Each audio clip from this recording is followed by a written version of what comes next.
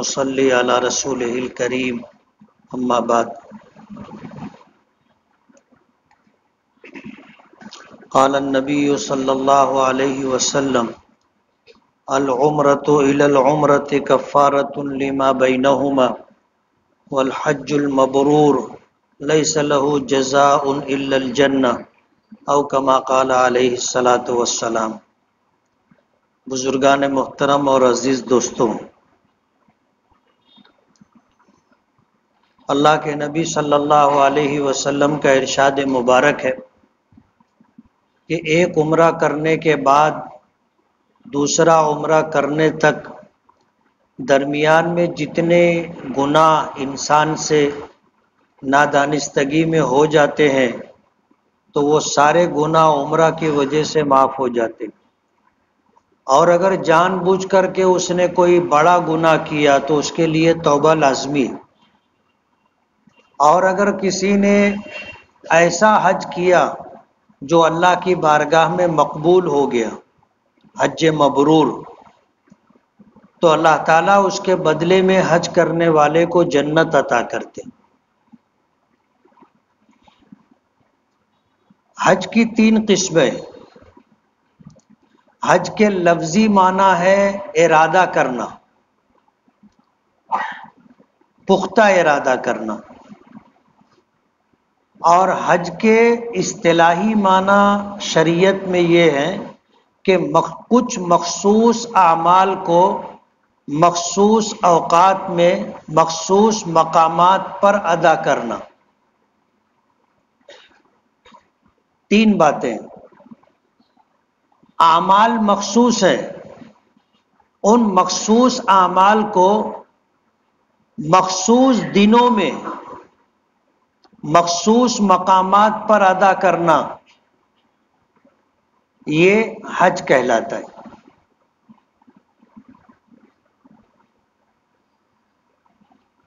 میں نے بتایا کہ حج کی 3 قسمیں ہیں۔ ایک ہے حج افراد، ایک ہے حج تمتع، اور ایک ہے حج قران۔ افراد کے معنی آتے ہیں اکیلا کرنا۔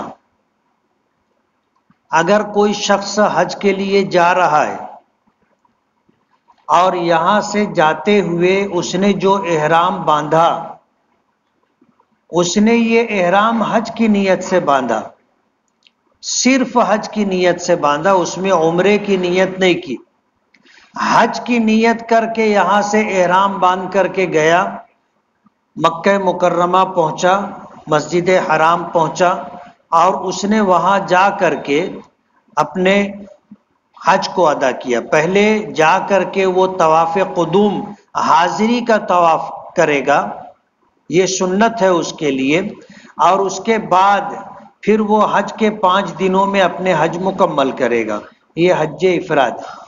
اس میں قربانی واجب نہیں، حج افراد میں قربانی واجب نہیں، مستحب ہے، اور صاحب استطاعت ہو، مقیم ہو تو قربانی کرنا اس پر واجب ہے، اور اگر مسافر ہے تو قربانی کرنا سنت ہے، لیکن حج کے اعمال میں شامل نہیں۔ حج افراد، افراد کے معنی اکیلا کرنا، تنہا کرنا، صرف حج کی نیت سے اس نے احرام باندھا ہے، وہ حج افراد کہلائے گا۔ حج کی دوسری قسم ہے حج تمتع۔ تمتع کے معنی فائدہ اٹھانا، نفع اٹھانا۔ اب آدمی سفر کر رہا ہے تو اس کی نیت حج کرنے کی ہے، لیکن اسی سفر میں اس نے عمرہ بھی ادا کر لیا۔ ایک سفر میں جو حج کے لیے تھا اس میں اس نے عمرہ کر لیا، یعنی فائدہ اٹھایا، عمرہ بھی کر لیا۔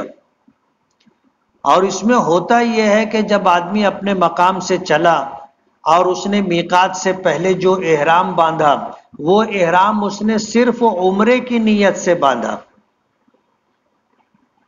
حج کی نیت سے نہیں۔ حج افراد میں صرف حج کی نیت سے احرام باندھا ہے اور جا کر کے حج کرے گا. حج تمتع میں یہاں سے جاتے ہوئے صرف عمرے کی نیت سے احرام باندھے گا اور وہاں جا کر کے عمرہ ادا کرے گا اور اپنا احرام سر منڈوا کر کے اتار دے گا. اور پھر عام حالت میں جیسے آج ہم لوگ ہیں بغیر احرام کے حج کے دنوں کا انتظار کرے گا. جب حج کے ایام آئیں گے تو پھر وہیں پر مکہ مکرمہ سے اپنے کمرے سے یا مسجد حرام میں آ کر کے وہ احرام باندھے، احرام کی نیت کرے، تلبیہ پڑھے اور اس کے بعد حج کر لے.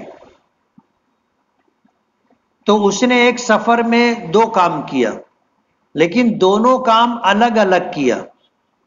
یہاں سے جاتے ہوئے عمرہ کر لیا، احرام اتار دیا اور بغیر کسی پابندی کے، بغیر احرام کے وہ حج کے دنوں تک انتظار کرتا رہا اور پھر حج کے ایام آئے تو حج کا احرام باندھ کر اس نے حج کر لیا. اس میں 2 احرام ہوئے، ایک عمرے کا احرام اور دوسرا حج کا احرام. تو حج کے ایک سفر میں اس نے حج سے پہلے عمرہ کیا، فائدہ اٹھایا، نفع اٹھایا، اس کو حج تمتع کہتے ہیں. اور تمتع کے معنی فائدہ اٹھانے کے، موقع سے فائدہ اٹھانے کے. تو یہ حج تمتع ہے. تیسری قسم حج کی ہے حج قران. قران کے معنی آتے ہیں 2 چیزوں کو جوڑنا، اکٹھا کرنا، جمع کرنا. اب جب آدمی اپنے گھر سے چلا اور میقات سے پہلے اس نے جو احرام باندھا، اس احرام میں اس نے حج اور عمرہ دونوں کی نیت کی. احرام کتنا ہے؟ 1. نیت 2 عمل کی، ایک عمرے کی اور دوسرے حج کی. تو اس نے حج اور عمرہ دونوں کو جمع کر لیا، دونوں کو جوڑ لیا، اسے حج قران کہتے. امام اعظم ابو حنیفہ رحمۃ اللہ علیہ کے نزدیک حج تمتع اور حج قران دونوں میں قربانی واجب ہے. حج افراد میں قربانی واجب نہیں، لیکن حج تمتع اور حج قران میں قربانی واجب ہے. اب یہ 3 طرح کے حج ہو گئے، حج افراد، حج تمتع، حج قران. حج افراد میں آدمی صرف حج کا احرام باندھ کے گیا اور حج سے پہلے اس نے عمرہ نہیں کیا. یہاں سے جو احرام باندھ کر کے گیا وہ حج کا تھا اور وہاں جا کر کے اس نے طواف قدوم کیا اور حج کا انتظار کیا. حج کے ایام آئے، حج کیا اور احرام اتار دیا، تو اس کا حج افراد ہو گیا. اور حج تمتع میں 2 احرام ہوتے. یہاں سے جاتے ہوئے عمرے کا احرام باندھ کر کے گیا اور وہاں جا کر کے عمرہ کر کے سر مڈا کر کے اپنا احرام اتار دیا، اور جب حج کے ایام آئے تو اس نے حج کا احرام باندھ کر کے حج مکمل کیا. یہ حج تمتع ہے. اور حج قران میں ایک احرام میں حج اور عمرہ دونوں کی نیت کی، دونوں کو جمع کیا.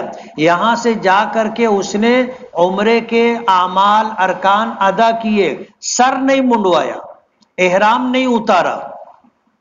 احرام کی ساتھ، احرام کی پابندیوں کے ساتھ حج کے دنوں کا انتظار کرتا رہا، اور جب حج کے ایام آئے تو اسی احرام میں اس نے دوسری عبادت، دوسرا عمل حج کر لیا، اور حج مکمل ہونے پر اس نے سر منڈوا کر کے احرام اتار دیا.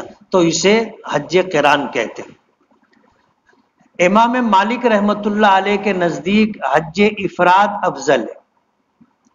کون سا حج افضل ہے؟ حج افراد. اپنے گھر سے جا رہا ہے، کیا کرنے جا رہا ہے؟ حج کرنے جا رہا ہے. تو یہیں سے اس نے جو پہلا احرام میقات سے پہلے باندھا، اس احرام کو اس نے حج کی نیت سے جوڑ کر کے کیا، صرف حج. ان کے نزدیک حج افراد افضل ہے. امام شافعی اور امام احمد ابن حنبل رحمۃ اللہ علیہ کے یہاں حج تمتع افضل ہے، کہ یہاں سے جاتے ہوئے اس نے عمرے کا احرام باندھا، جا کر عمرہ کر لیا، سر مڈوا کر احرام اتار دیا، پھر حج کے ایام آئے تو حج کا احرام باندھا، حج کر لیا، اور حج مکمل ہونے پر احرام اتار کر کے فارغ ہو گیا۔ امام شافعی امام احمد ابن حنبل رحمۃ اللہ علیہ کے یہاں حج تمتع افضل ہے۔ امام اعظم ابو حنیفہ رحمۃ اللہ علیہ کے یہاں، جن کے ہم مقلد ہیں، مقلد ہونے کا مطلب یہ ہے کہ ہم امام اعظم ابو حنیفہ رحمۃ اللہ علیہ کے علم پر، ان کی دیانت پر، ان کے تقوی پر اعتماد اور بھروسہ کر کے قرآن و حدیث سے انہوں نے جو مسائل مستنبط کیے ہیں، جن مسائل کا استنباط کیا ہے، قرآنی آیات سے، احادیث سے نکالا ہے اور ہمیں بتایا ہے، ہم اس پر عمل کرتے۔ اس کو کہتے ہیں کہ کسی کے علم پر، کسی کے تقوی اور دیانت پر اعتماد کر کے ان باتوں پر جن باتوں کی وضاحت قرآن و حدیث میں نہیں ہے، ایسا طریقہ انہوں نے آیات قرآنیہ سے، احادیث نبویہ سے اخذ کر کے ہمیں بتایا، ہم اس پر بھروسہ کر کے اس پر عمل کرتے ہیں، اس کو کہتے ہیں تقلید۔ ہم امام اعظم ابو حنیفہ رحمۃ اللہ علیہ کے مقلد ہیں، جو مسائل انہوں نے ہمیں بتائے ہم اس پر عمل کرتے ہیں، ہم اس کی دلیل نہیں پوچھتے۔ ظاہر بات ہے ہم دلیل سمجھ بھی نہیں سکتے، سمجھنے کے لیے علم ضروری ہے، ہم عالم نہیں ہیں، اور عالم نہ ہونے کی وجہ سے ہم نے ان کے علم پر اعتماد اور بھروسہ کر کے انہوں نے قرآن و حدیث سے ہمیں جو مسائل بتائے ہیں، ان مسائل کو ہم بغیر کسی جرح کے، بغیر کسی بحث و مباحثے کے اور بغیر دلیل کے مطالبے کے ہم عمل کرتے ہیں، اس کو کہتے ہیں تقلید۔ ہم امام اعظم ابو حنیفہ رحمۃ اللہ علیہ کے مقلد ہیں، اور اللہ کا احسان ہے پوری دنیا میں جتنے مسلمان ہیں ان میں 2/3 سے زیادہ لوگ امام اعظم ابو حنیفہ رحمۃ اللہ علیہ کے مقلد ہیں۔ امام اعظم ابو حنیفہ رحمۃ اللہ علیہ کے یہاں حج قران افضل ہے، اور عجیب و غریب بات ہے کہ امام مالک رحمۃ اللہ علیہ بھی جو دلیل دیتے ہیں وہ حضور کا حج اور حضور کا عمل ہے۔ امام شافعی امام احمد ابن حنبل رحمۃ اللہ علیہ حج تمتع کے افضل ہونے پہ جو دلیل دیتے ہیں وہ حضور کا حج اور حضور کا عمل ہے۔ امام اعظم ابو حنیفہ رحمۃ اللہ علیہ حج قران کے افضل ہونے پر جو دلیل دیتے ہیں وہ حضور کا حج اور حضور کا عمل ہے۔ اور عجیب بات یہ ہے کہ حضور نے حج کی فرضیت کے بعد کتنے حج کیے؟ ایک حج کیے۔ حضور کا حج ایک، ان چاروں ائمہ کے درمیان حج کی افضلیت میں اختلاف۔ امام مالک کہتے ہیں کہ حج افراد افضل ہے، امام شافعی امام احمد ابن حنبل کہتے ہیں کہ حج تمتع افضل ہے، اور امام ابو حنیفہ رحمۃ اللہ علیہ فرماتے ہیں کہ حج قران افضل ہے۔ اگر ایسا ہوتا کہ حضور نے 3 حج کیے ہوتے تو تینوں اپنے الگ الگ حج کو دلیل میں پیش کر سکتے تھے، لیکن عجیب بات یہ ہے کہ حضور نے حج ایک کیا اور تینوں کی دلیل حضور کا وہی حج ہے۔ یہاں سے ایک بات جو میں آپ کو سمجھانا چاہتا ہوں، تھوڑی علمی بات ہے، لیکن ہم مقلد ہیں، اور ہم نے ائمہ کے علم پر، تقوی، دیانت پر اعتماد کیا ہے اور ان کے بتائے ہوئے مسائل پر ہم چلتے ہیں، تو ہمارا یہ ان سے جو تعلق ہے، اس تعلق کی نوعیت عجیب و غریب ہے.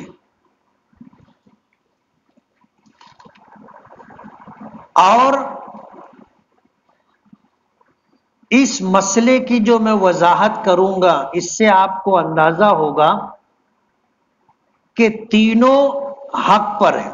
بعض لوگ سوال قائم کرتے ہیں کہ جیسے حضور کا ایک حج، امام مالک کہتے ہیں حج افراد افضل، امام شافعی امام احمد ابن حنبل کہتے ہیں تمتع افضل، اور امام ابو حنیفہ فرماتے ہیں کہ حج قران افضل. تینوں کیسے صحیح ہو سکتا ہے؟ افضل تو کوئی ایک ہوگا، سمجھ رہے ہو نا؟ افضل تو کوئی ایک ہوگا، تینوں کیسے افضل ہوا؟ اب جب یہ بات آتی ہے تو آدمی کے ذہن میں ایک سوال قائم ہوتا ہے کہ تینوں کیسے صحیح ہو سکتے؟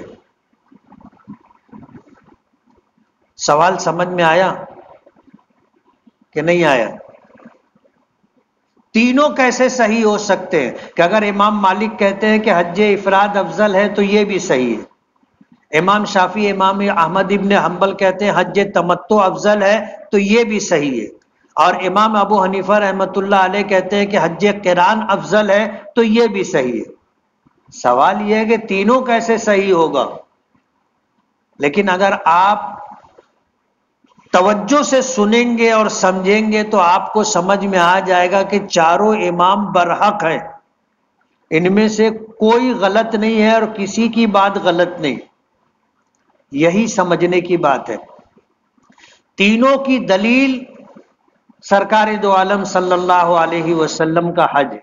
میں نے پہلے دن یہ بات کہی تھی کہ ہم اگر حضور کا حج از اول تا آخر سن لیں، پڑھ لیں، تو حج کیسے کرتے ہیں وہ ہم کو معلوم ہو جائے گا.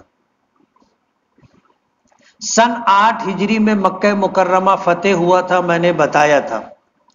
کچھ لوگ مکہ فتح ہونے کے بعد حج فرض ہو گیا تو وہ مکے میں رک گئے، مکہ مکرمہ میں رک گئے اور حج کر کے مدینہ واپس آئے. اگلے سال سن 9 ہجری میں نبی کریم صلی اللہ علیہ وسلم نے حضرت ابو بکر صدیق رضی اللہ تعالی عنہ کو امیر الحج بنا کر کے حاجیوں کو روانہ کیا تھا. حضور تشریف نہیں لے گئے تھے. سن 10 ہجری میں نبی کریم صلی اللہ علیہ وسلم نے حج ادا فرمایا، اور تاریخ عالم میں اس سے اچھا حج نہ پہلے ہوا نہ بعد میں ہوا.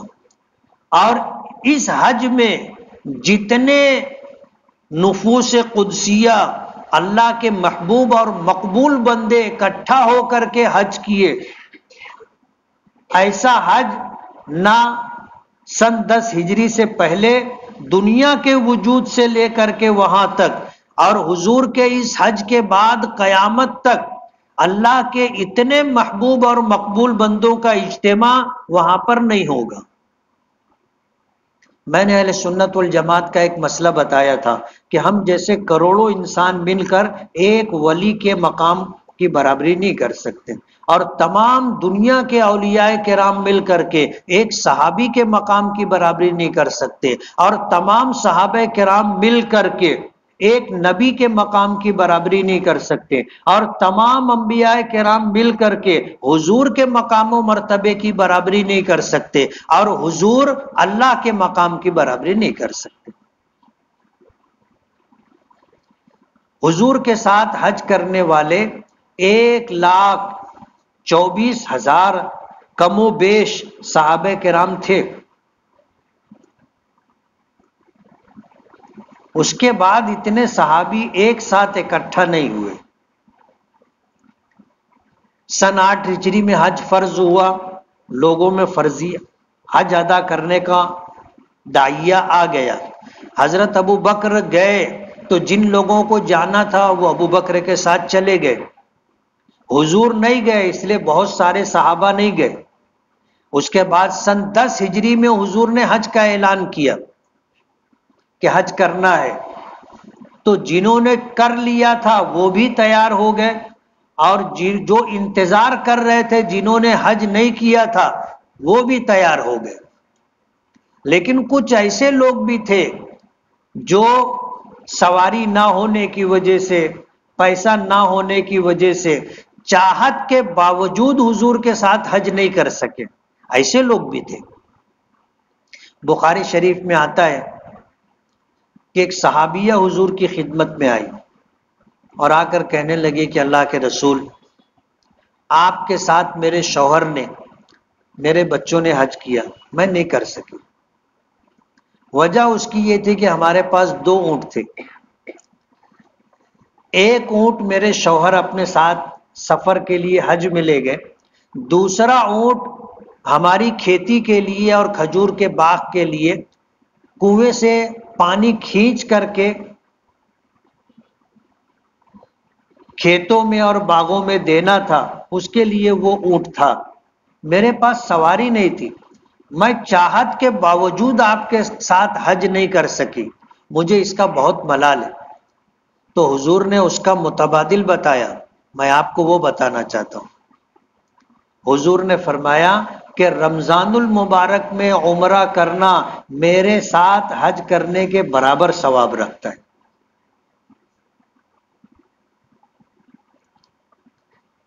یہ ثواب کی بات ہے کہ میرے ساتھ حج کرنے پر اللہ نے جو اجر دیا تھا، جو ثواب عطا کیا تھا، اگر کوئی قیامت تک آنے والا شخص جس نے میرا زمانہ نہیں پایا، وہ بعد میں اس کی پیدائش ہوئی اور دنیا میں آیا، ان کے لیے اللہ کے رسول نے یہ بات بتائی۔ اس صحابیہ خاتون کو جس نے کہا کہ میں مجبوری کی وجہ سے آپ کے ساتھ حج نہیں کر سکی، مجھے اس کا افسوس ہے، تو حضور نے فرمایا کہ تم رمضان المبارک میں عمرہ کر لو گی تو میرے ساتھ حج کرنے کے برابر تم کو ثواب ملے گا۔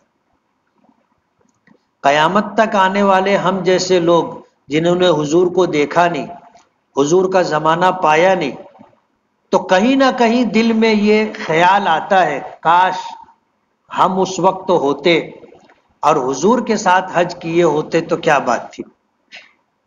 لیکن ظاہر بات ہے مجبوری تھی ہماری، ہم تھے ہی نہیں۔ اب اگر ہم وہ ثواب حاصل کرنا چاہیں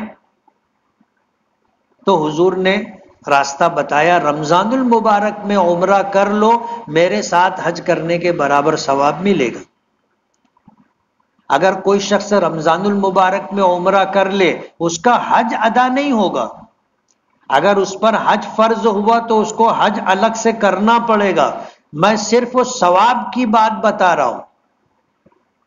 ثواب حضور کے ساتھ حج کرتے تو کتنا ثواب ملتا، اتنا ثواب رمضان المبارک میں عمرہ کریں گے تو ملے گا۔ اب حضور نے حج کا اعلان کیا کہ حج کے لیے جانا ہے، سب نے تیاری شروع کر دی۔ حضور پاک صلی اللہ علیہ وسلم مدینہ منورہ سے ظہر کی نماز پڑھ کر کے حج کے لیے روانہ ہوئے۔ جب حضور روانہ ہوئے تو تمام ازواج مطہرات بھی حضور کے ساتھ تھیں۔ حضور کی تمام بیویاں حضور کے ساتھ حج میں تھیں۔ آپ ذوالحلیفہ پہنچے، جس کو بیر علی بھی کہا جاتا ہے۔ اللہ کے رسول صلی اللہ علیہ وسلم نے وہاں پہنچ کر کے عصر کی نماز پڑھی، مغرب کی نماز پڑھی، عشاء کی نماز پڑھی، اور احرام کے لیے کچھ مستحب اعمال ہیں کہ آدمی کو جب احرام باندھنا ہو تو وہ اپنا چہرہ، سر کے بال وغیرہ ٹھیک کر لے، زائد بالوں کو جسم سے دور کر دے، جیسے بغل ہے، موئے زیر ناف ہے، اسے صاف کر لے، ناخن ہاتھ اور پیر کے کاٹ لے، مونچھ وغیرہ بڑی ہو، سر کے بال بڑے ہوں، داڑھی بے ترتیب ہو تو اس کو ٹھیک کر لے۔ اس کے بعد غسل کرے۔ غسل کرنے کے بعد احرام کی مرد حضرات سلے ہوئے کپڑے اتار کر احرام کی دو چادریں باندھ لیں، ایک لنگی کے طور پر اور ایک چادر اوپر کے جسم کو ڈھانکنے کے لیے، اور سر ڈھانک کر کے 2 رکعت نماز نفل احرام کی نیت سے پڑھے۔ پہلی رکعت میں سورہ فاتحہ کے بعد سورہ کافرون پڑھے، دوسری رکعت میں سورہ فاتحہ کے بعد قل هو اللہ پڑھے۔ نماز مکمل ہو گئی، مرد حضرات سر سے ٹوپی اتار لے، چادر سر پر ہو تو اسے ہٹا لے، اور اس کے بعد عموماً 90% لوگ حج تمتع کرتے، تو عمرے کی نیت کر لے کہ اللہ میں عمرے کی نیت کرتا ہوں یا عمرے کی نیت کرتی ہوں، اسے آپ میرے لیے آسان فرما دیں اور قبول فرما لیں۔ یہ ہو گئی نیت۔ اور نیت کے الفاظ، نیت اصل میں کہتے دل کے ارادے کو، آپ کے دل میں ارادہ خیال آ گیا، نیت ہو گئی، لیکن زبان سے ادا کر لینا بہتر ہے، افضل ہے۔ کیوں؟ تاکہ دل کے ارادے اور زبان کے الفاظ میں یکسانیت رہے اور شیطان کو وسوسہ ڈالنے کا موقع نہ ملے۔ اب جب آدمی احرام کی نیت کر کے تلبیہ پڑھ لیا، لبیک اللہم لبیک لبیک لا شریک لک لبیک ان الحمد والنعمت لک والملک لا شریک لک، سب کو یاد ہے نا؟ کوئی ایسا ہے جس کو تلبیہ یاد نہ ہو؟ شرمانے کی بات نہیں ہے، آپ ہاتھ اٹھاؤ تاکہ معلوم ہو جائے کہ کوئی ایسا بھی ہے جس کو تلبیہ یاد نہیں۔ تلبیہ یاد کرنا ضروری ہے۔ کیا ہے؟ ضروری ہے۔ جیسے ہم نماز شروع کرتے ہیں، کیسے ہماری نماز شروع ہوتی؟ اللہ اکبر، اس کو تکبیر تحریمہ کہتے ہیں، اس سے نماز شروع ہوتی ہے۔ اب اگر کوئی شخص آیا اور اس نے تکبیر تحریمہ نہیں کیا، اللہ اکبر نہیں کہا، آیا اس نے ہاتھ باندھ لیا، اللہ اکبر، تکبیر تحریمہ کی نیت سے اس نے اللہ اکبر نہیں کہا، اس کی نماز شروع ہوگی؟ ہوگی؟ نہیں ہوگی۔ نماز شروع کرنے کے لیے تکبیر تحریمہ ضروری ہے۔ حج عمرہ بغیر احرام کے نہیں ہوتا، اور احرام بغیر تلبیہ کے نہیں ہوتا۔ اگر آپ کو تلبیہ یاد نہیں ہے تو آپ کا احرام شروع نہیں ہوگا، اور جب آپ کا احرام نہیں ہے تو نہ آپ عمرہ کرو گے نہ حج ہوگا۔ اس لیے کوئی دعا یاد ہو نہ ہو، تلبیہ یاد رہنا چاہیے، تلبیہ یاد رہنا چاہیے۔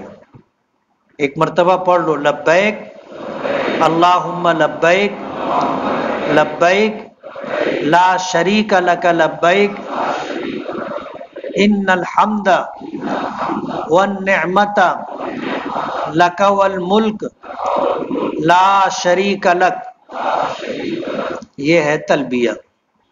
یاد نہیں ہوگا تو یاد کر لینا، دھیرے سے بول رہا ہوں میں۔ اس کے بغیر حج نہیں، عمرہ نہیں۔ نماز ختم ہوئی، دعا ہے، دعا ہو گئی، ہم نے نیت کی عمرے کی، اس کے بعد ہم نے تلبیہ پڑھ لیا، ہمارا احرام شروع ہو گیا۔ لیکن اس احرام سے پہلے جیسے میں نے بتایا، حضور پاک صلی اللہ علیہ وسلم نے عشاء کی نماز پڑھی، اور عشاء کی نماز پڑھنے کے بعد آپ نے اپنے بال، مونچھ، داڑھی درست ٹھیک کیے، بغل کے بال، موئے زیر ناف وغیرہ زائد بالوں کو دور کیا، تمام بیویوں سے آپ نے ملاقات کی، خصوصی ملاقات کی۔ اور یہ اس لیے بھی ضروری ہے تاکہ احرام کی پابندیوں میں ایک پابندی یہ ہے کہ آدمی بیوی سے ہم بستری نہیں کر سکتا، بوس و کنار نہیں کر سکتا، شہوت کی باتیں، پیار محبت کی بات، جس کو ہم بستری سے پہلے کی جو باتیں ہوتی اس کی اجازت نہیں۔ نبی کریم صلی اللہ علیہ وسلم نے تمام بیویوں سے ملاقات کی تاکہ احرام میں اس کا وسوسہ بھی نہ آئے، لیکن یہ عمل مستحب ہے، یا آپ اسے ضرورت مندوں کے لیے سنت کہہ سکتے ہیں، ضروری نہیں، ضروری نہیں۔ تمام بیویوں سے ملاقات کی آپ نے، اور اس کے بعد صبح کی نماز سے پہلے آپ نے غسل فرمایا، غسل کرنے کے بعد آپ نے احرام باندھا، احرام باندھ کر کے آپ نے حج کی نیت کی۔ کائے کی نیت کی؟ حج کی نیت کی۔ زمانہ جاہلیت میں حج کے مہینوں میں عمرہ کرنا افجر الفجور، یعنی گناہوں میں سب سے بڑا گناہ سمجھا جاتا تھا، اور حج کے مہینے ہیں شوال، ذی قعدہ اور ذی الحجہ کے پہلے 10 دن، 2 مہینہ 10 دن اشہر حج کہلاتے ہیں، 2 مہینہ 10 دن اشہر حج کہلاتے ہیں۔ تو زمانہ جاہلیت میں شوال، ذی قعدہ اور ذی الحجہ کے پہلے 10 دنوں میں عمرہ کرنا روئے زمین کا سب سے بڑا گناہ سمجھا جاتا تھا، اس لیے کوئی اس وقت عمرے کی نیت نہیں کرتا تھا۔ اور حضور نے کیا نیت کی تھی؟ حج کی نیت کی تھی۔ اب جب وہاں سے آپ حج کی نیت کر کے چلے تو جہاں آپ نے نماز پڑھی تھی وہاں آپ نے تلبیہ نیت بھی کی، تلبیہ بھی پڑھا۔ یہ بات یاد رہے گی۔ کیا کیا حضور نے؟ جہاں نماز پڑھی وہی حج کی نیت کی اور وہی تلبیہ پڑھا۔ اس کے بعد حضور چلے، جا کر کے آپ اپنی اونٹنی پر بیٹھے۔ جب اونٹنی آپ کو لے کر کے کھڑی ہونے لگی تو پھر حضور نے تلبیہ پڑھا، لبیک اللہم لبیک۔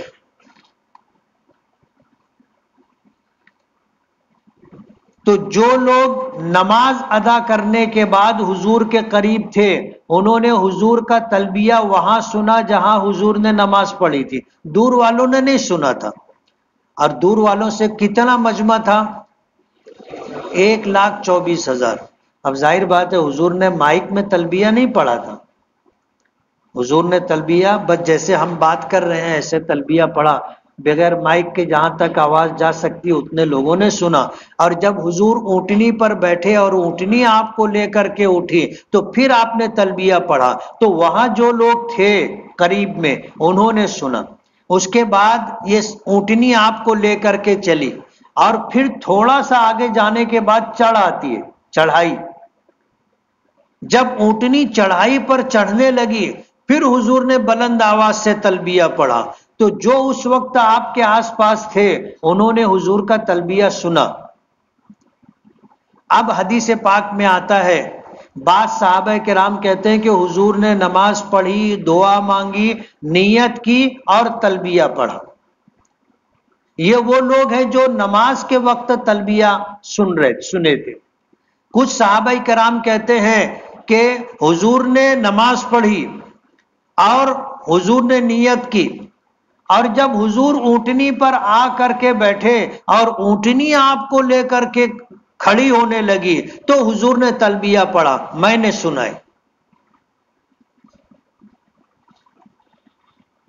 اور جب اونٹنی پہاڑی پر اونچائی پہ چڑھنے لگی پھر حضور نے تلبیہ پڑھا، تو بعض صحابہ کرام کہتے ہیں کہ حضور نے ذوالحلیفہ میں نماز پڑھی، نیت کی، اونٹنی پر بیٹھے، اونٹنی آپ کو لے کے چلی، اور جب اونٹنی چڑھائی چڑھنے لگی تو حضور نے تلبیہ پڑھا۔ تینوں کی بات صحیح ہے کہ غلط ہے؟ تینوں کی بات صحیح ہے۔ جس نے وہاں سنا اس کو بیان کیا، جس نے یہاں سنا اس کو بیان کیا، اور جس نے وہاں سنا اس نے اس کو بیان کیا۔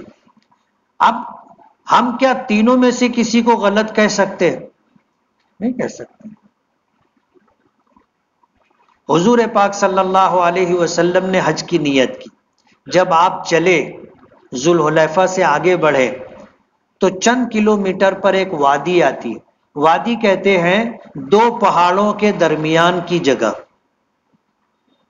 اور اس ایک وادی ہے، وادی عقیق، وادی عقیق، عین بڑا کاف پھر بڑا یا کے بعد کاف، وادی عقیق۔ جب آپ اس جگہ پر پہنچے تو حضرت جبرائیل آئے، حضرت جبرائیل آئے اور آ کر کے نبی کریم صلی اللہ علیہ وسلم کو اللہ کا پیغام دیا اور یہ کہا قل عمرۃ فی حجۃ، آپ کہو کہ میں نے اس احرام میں حج کے ساتھ عمرے کی بھی نیت کی، عمرے کی بھی نیت کی۔ حضور تو اللہ کے نبی تھے، حالات اچھے ہوں برے ہوں، نرمی کے ہوں سختی کے ہوں، اللہ کا نبی ہر حال میں اللہ کے حکم کا پابند ہوتا ہے۔ زمانہ جاہلیت میں لوگ عمرہ کرنے کو کائنات کا، دنیا کا سب سے بڑا گناہ سمجھتے تھے، اور یہ غلط بات تھی، اللہ اس کو ختم کرنا چاہتے تھے۔ تو حضور نے ذوالحلیفہ میں کیا نیت کی تھی؟ حج کی نیت کی تھی۔ لیکن جب آپ اس مقام سے چلے اور چند کلومیٹر آگے جانے کے بعد واقعی وادی عقیق سے گزر رہے تھے تو حضرت جبرائیل وحی لے کر کے آئے اور آ کر کے حضور کو اللہ کا پیغام دیا کہ آپ اس احرام میں حج کے ساتھ عمرے کی بھی نیت کریں۔ تو حضور نے کہا عمرۃ فی حجۃ، اس حج میں میں نے، اس احرام میں میں نے عمرے کی بھی نیت کی۔ اب احرام کتنا تھا؟ ایک۔ حضور نے نیت کیا کی؟ حج کی نیت کی اور پھر اس کے بعد عمرے کی نیت کی۔ امام اعظم ابو حنیفہ رحمۃ اللہ علیہ فرماتے ہیں کہ حضور کا یہ حج کیسا تھا؟ بولو نا، یاد نہیں ہے؟ حج قران، حضور کا یہ حج کیسا تھا؟ حج قران۔ آپ نے ایک احرام میں پہلے حج کی نیت کی اور ابھی حج ہوا نہیں، باقی ہے، احرام باقی ہے، اسی میں اللہ کا حکم آیا کہ آپ عمرے کی بھی نیت کرو، تو حضور نے عمرے کی بھی نیت کر لی۔ اب چلے مکہ مکرمہ پہنچے۔ مکہ مکرمہ آپ 24 ذی قعدہ کو مدینے سے نکلے تھے۔ کتنے ذی قعدہ کو؟ 24 ذی قعدہ کو مدینے سے نکلے تھے، 4 ذی الحجہ کو آپ مکہ مکرمہ پہنچے۔ مکہ مکرمہ پہنچنے کے بعد آپ نے عمرے کا عمل انجام دیا، عمرے کا عمل۔ اللہ کے رسول صلی اللہ علیہ وسلم جب مکہ مکرمہ پہنچے تو آپ نے عمرہ کیا۔ عمرہ کیسے ہوتا ہے؟ بہت آسان ہے، موٹی موٹی بات ہے، اسے آپ سمجھ لیں۔ نبی کریم صلی اللہ علیہ وسلم مسجد حرام پہنچے۔ مسجد میں داخل ہونے کی دعا ہے، وہی دعا مسجد حرام میں بھی داخل ہونے کی ہے۔ بسم اللہ والصلاۃ والسلام علی رسول اللہ، اللہم اغفر لی ذنوبی وافتح لی ابواب رحمتک۔ حضور نے دعا پڑھی اور اندر تشریف لے گئے، بیت اللہ پر نظر پڑی، آپ نے دعا کی، دعا سے فارغ ہوئے، آپ نے استبا کیا۔ استبا کس کو کہتے معلوم ہے نا؟ اپنا بایاں کاندھا آپ کو کھول لینا ہے کہ دایاں کاندھا،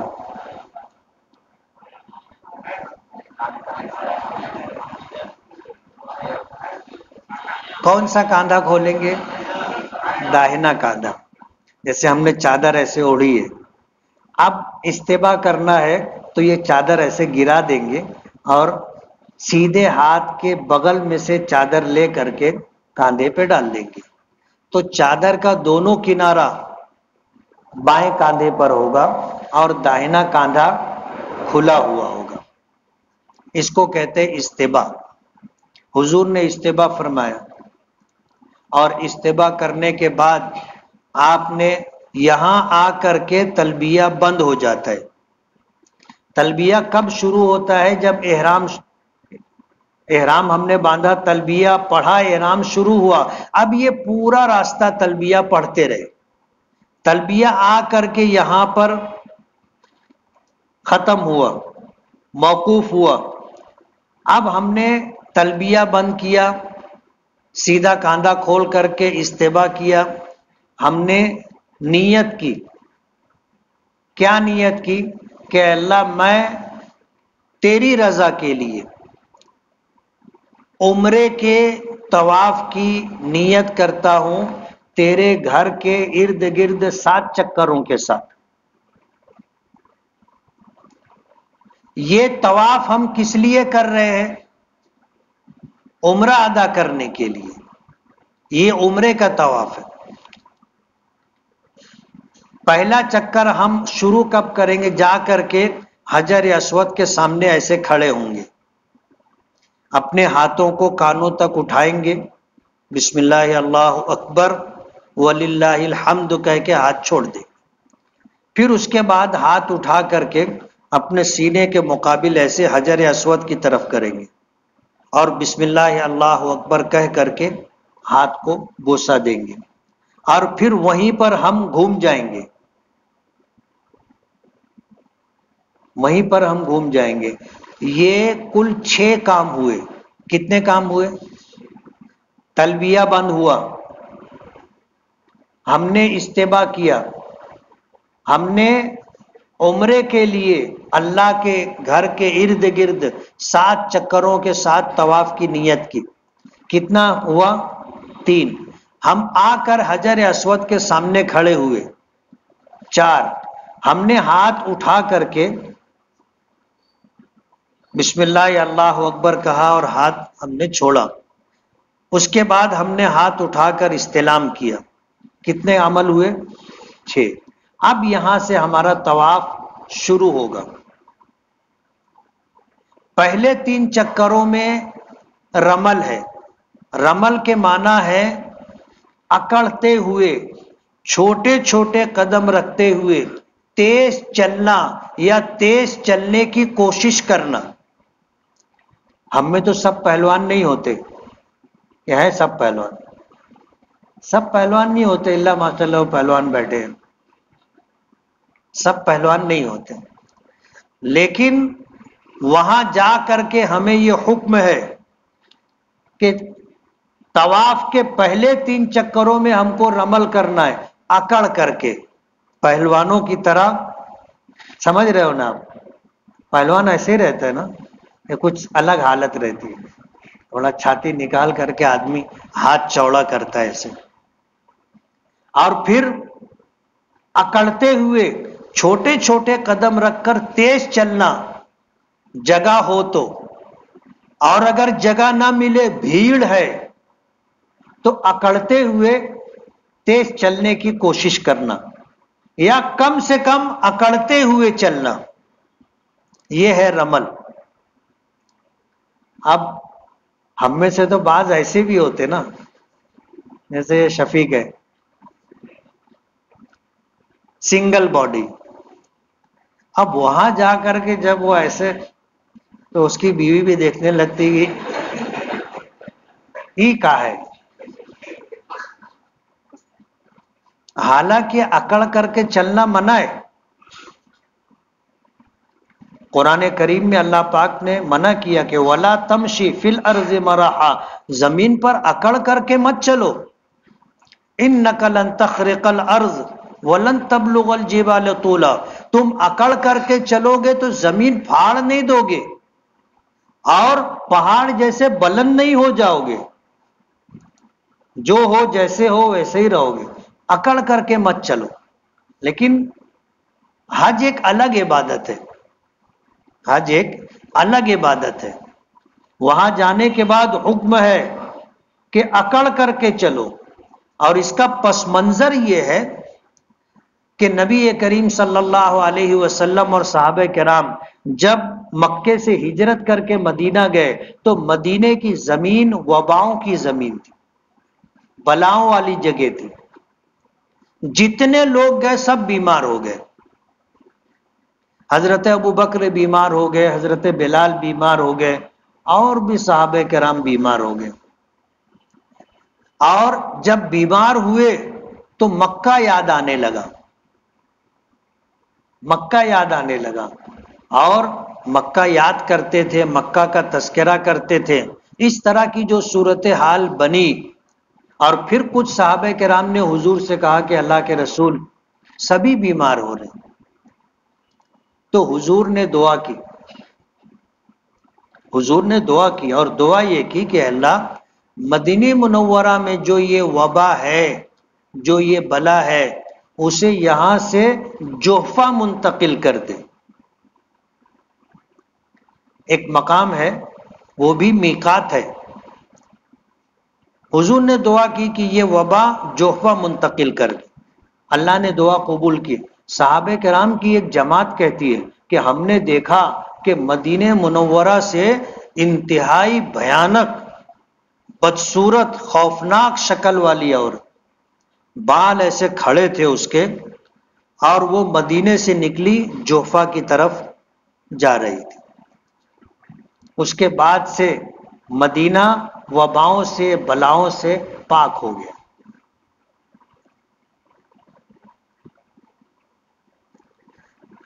اب جو لوگ مدینہ گئے تھے ان کے متعلق مکے والوں کی خبر آئی، مکے والوں تک خبر آئی، جتنے گئے تھے سب بیمار ہو گئے، سب کمزور ہو گئے، سب دبلے ہو گئے، یہ خبر آئی۔ اب اتفاق کی بات کہ حج کی فرضیت سے پہلے عمرے کی سعادت نصیب ہوئی۔ حضور نے خواب دیکھا کہ میں عمرہ کر رہا ہوں، اللہ کے گھر کا طواف کر رہا ہوں، عمرہ کر رہا ہوں۔ اور حضور کی عادت شریفہ تھی کہ فجر کی نماز پڑھاتے تھے، تو فجر کی نماز پڑھانے کے بعد آپ مصلی پر تھوڑی دیر رکتے تھے، بیٹھے رہتے تھے۔ کسی نے کوئی خواب دیکھا ہو تو وہ حضور سے اپنا خواب بیان کرتا، تو حضور اس کی تعبیر بتا دیا کرتے تھے۔ اور کبھی ایسا ہوتا تھا کہ اگر حضور نے کوئی خواب دیکھا تو حضور اپنا خواب سنا دیتے تھے، اور صحابہ کرام تعبیر پوچھتے تھے تو حضور تعبیر بھی بتا دیتے تھے۔ اب حضور نے ایک دن یہ بتایا کہ میں نے خواب دیکھا ہے کہ میں اپنے ساتھیوں کے ساتھ بیت اللہ کا طواف کر رہا ہوں۔ تو صحابہ کرام نے پوچھا کہ اللہ کے رسول اس کی تعبیر، تو حضور نے فرمایا کہ انشاءاللہ ہم لوگ عمرہ کریں گے۔ اب جو جتنا زیادہ سچا ہوتا ہے اس کا خواب بھی اتنا سچا ہوتا ہے، اور جو جتنا زیادہ جھوٹا ہوتا ہے اس کا خواب بھی ویسے ہی ہوتا ہے۔ انبیاء کرام علیہم الصلاۃ والسلام سب سے زیادہ سچے ہوتے ہیں، تو ان کا خواب سب سے زیادہ سچا ہوتا ہے۔ علماء نے لکھا ہے کہ ان کا خواب جو ہوتا ہے وہ نبوت کا 46واں حصہ ہوتا ہے، وہ وحی ہوتا ہے۔ انبیاء کرام کا خواب وحی ہوتا ہے، یعنی اللہ کا حکم ہوتا ہے، اور سچا خواب جو ہوتا ہے وہ نبوت کا 46واں حصہ ہوتا ہے۔ جیسے ہم میں سے کسی نے خواب دیکھا اور سچا خواب دیکھا تو اس کی تعبیر اس کو دکھے گی، اور یہ نبوت کا 46واں حصہ ہے۔ اور نبوت کا 46واں حصہ اس طرح ہے کہ حضور کی نبوی زندگی 23 سال ہے، آپ کی کل عمر 63 سال تھی، کتنی تھی؟ اور 40 سال کی عمر میں آپ کو نبوت ملی تھی، یعنی 41واں سال شروع ہوا آپ کو نبوت ملی، وہاں سے 23 سال آپ بقید حیات لوگوں کے درمیان رہے۔ اور جب آپ کو پہلی مرتبہ آپ پر وحی نازل ہوئی تو حضور فرماتے ہیں کہ مجھے 6 مہینے تک خواب دکھائے جاتے رہے، اور جو خواب میں دیکھتا تھا دن میں بے عین ہی وہی صورتحال میرے سامنے ہوتی تھی۔ اس طرح آپ کو نبوت کی سچائی اور یقین دلانے کے لیے 6 مہینے تک آپ کو خواب دکھایا جاتا رہا، اور روزانہ وہ ساری صورتحال آپ کے سامنے لائی جاتی رہی، تو آپ کو آپ کا یقین بڑھتا چلا گیا۔ اسی لیے علماء نے لکھا ہے کہ انبیاء کرام علیہم الصلاۃ والسلام کا اپنی نبوت پر ایمان لانا ضروری ہے۔ وہ یہ کہے اشہد انی رسول اللہ، میں اس بات کی گواہی دیتا ہوں کہ میں اللہ کا رسول۔ نبی کو اپنی نبوت پر ایمان لانا ضروری ہے، جیسے امتی کو حضور کی نبوت پر، نبیوں کی نبوت پر ایمان لانا ضروری ہے۔ تو انبیاء کرام کو بھی اپنی نبوت پر ایمان لانا ضروری ہے۔ ہم پڑھتے ہیں نا اشہد ان لا الہ الا اللہ و اشہد ان محمدن عبدہ و رسولہ، کہ میں گواہی دیتا ہوں کہ اللہ وحدہ لا شریک لہ، اور میں گواہی دیتا ہوں کہ محمد صلی اللہ علیہ وسلم اللہ کے بندے اور اس کے رسول ہیں۔ حضور پڑھا کرتے تھے اشہد ان لا الہ الا اللہ و اشہد انی رسول اللہ، کہ میں گواہی دیتا ہوں کہ اللہ ایک ہے، اور میں گواہی دیتا ہوں کہ میں اللہ کا رسول۔ تو انبیاء کرام کو اپنی نبوت پر ایمان لانا جس طرح ہمارے مومن ایمان والا ہونے کے لیے ضروری ہے، ان کے لیے بھی ضروری۔ لیکن کسی ولی کا اپنی ولایت پر ایک ایمان رکھنا یا اس کا چرچا کرنا درست نہیں۔ شیخ الاسلام حضرت مولانا حسین احمد مدنی رحمت اللہ علیہ کی خدمت میں ایک مرید 30 سال رہا۔ کتنے سال رہا؟ 30 سال رہا۔ پھر جب وہ اپنے وطن اپنے گھر واپس گیا تو اپنے گاؤں جانے کے بعد اس نے لوگوں سے کہا کہ میں ابدال ہوں۔ کیا ہوں؟ ابدال ہوں۔ اللہ تعالیٰ کا اس دنیا میں ایک غیبی نظام ہے، غیبی نظام ہے۔ دکھائی دینے والا حاکم، کارپوریٹر بولو، کونسلر بولو، ایم ایل اے بولو، ایم پی بولو، پھر وزیر اعلیٰ بولو، پھر وزیر اعظم بولو، پھر صدر جمہوریہ بولو، یہ دکھائی دینے والے حاکم ہیں، یہ ظاہری سبب ہے۔ لیکن اس کائنات کو چلانے میں اللہ تعالیٰ کا ایک غیبی نظام ہے، اور اس غیبی نظام میں جو افراد استعمال ہوتے ہیں ان میں ایک غوث ہوتا ہے۔ جیسے شیخ عبد القادر جیلانی رحمت اللہ علیہ کے متعلق آتا ہے، ہم لوگ کہتے ہیں نا غوث اعظم، وہ غوثیت کے مقام پر تھے، اور ہر زمانے میں ایک غوث ہوتا ہے۔ کون ہے کسی کو معلوم نہیں، لیکن رہتا ہے، اور اس غوث کے ہاتھ کے نیچے بہت سارے افراد ہوتے ہیں جن کو قطب کہا جاتا ہے۔ قطب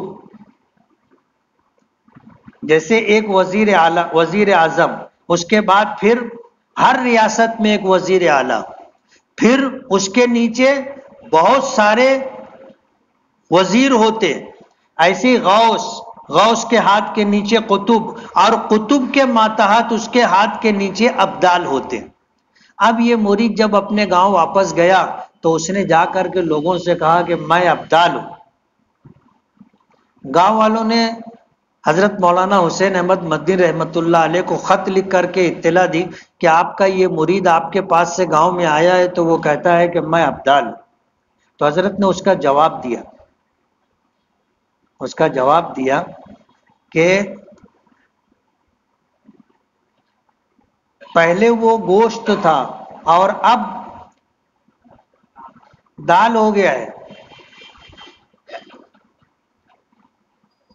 پہلے وہ گوشت تھا اور اب دال ہو گیا ہے، یعنی وہ ابدال نہیں ہے، لیکن پہلے اس کا مقام و مرتبہ کچھ اور تھا. گوشت اور دال کا فرق سمجھتے ہو کہ نہیں؟ تو پہلے وہ گوشت تھا.